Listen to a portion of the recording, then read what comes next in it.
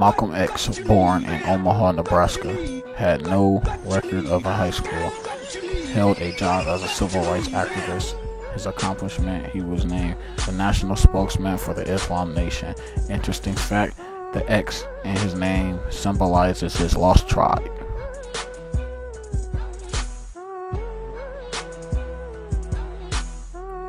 Nelson Mandela, born in South Africa, attended Fort Harvard University.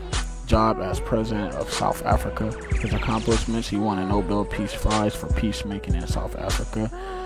He has a wife and 6 kids.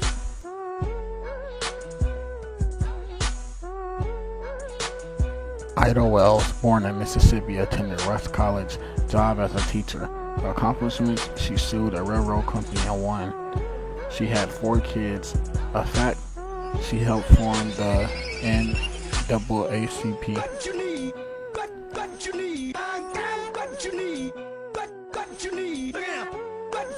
Now for the local.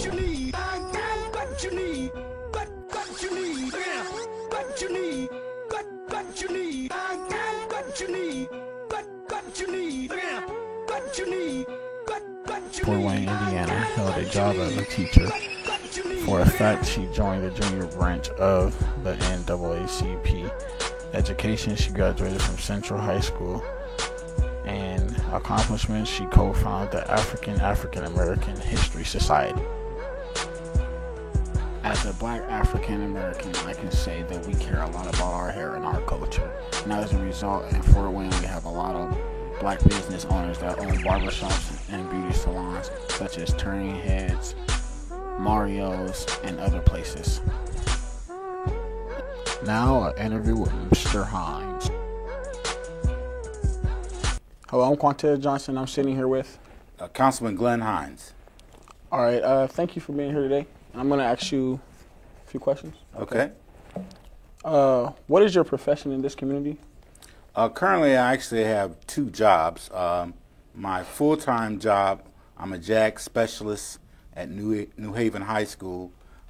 Jobs for America's graduates is JAG, and I teach there on a daily basis. And then, of course, since 1999, I've been the 6th District City Councilman. How do you think Fort Wayne has changed since you were 17 and 18?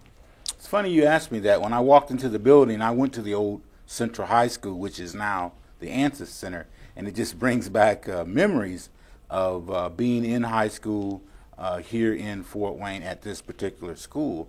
And the funny thing of it is, other than technology, life hasn't changed a lot. I mean, there's a lot more technological things you can do with iPads and iPhones and cable TV and all those kinds of things, technology-wise. But I think people are pretty much the same. Okay. Have you ever been a part of anything in this community that encourages young African Americans to strive for more in life? As of like last Friday, I went and spoke to a group of middle school kids. I think it was called Boys to Men. And it was interesting to have a chance to sit and talk to them. Our subject matter was goal setting. And to see that middle school kids, black boys, particularly, aren't as focused as they need to be. Everybody talks about athletics, and what I push is academics and how to be a better person. Do you think racism is a big issue in Fort Wayne today? I think racism has been around. It's funny you asked that question because I was watching a program the other night about how, slavery and Abraham Lincoln and the myth that he had freed the slaves. And it's just unbelievable that after all these years, there's still individuals that hold an attitude of superiority because of their skin color over other people.